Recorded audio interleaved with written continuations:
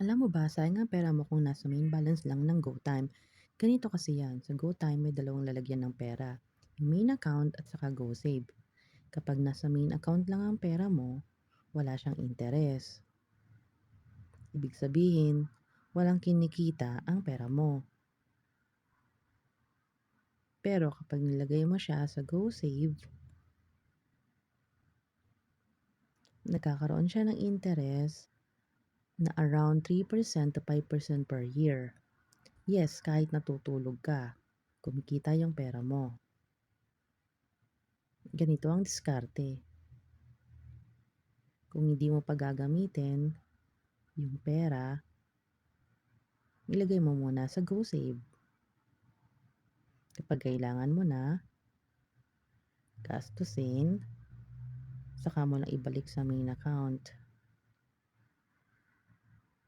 So, yan ang GoTime app. Then, transfer mo lang sa any bank of your choice. Simple lang, di ba? So, wag mo nang hayaan na nakatenga lang yung pera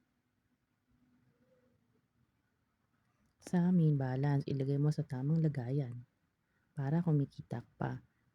Ang interest rate niya, inuulit ko, ay 3% to 5% per annum at nakikredit siya kada first of the month.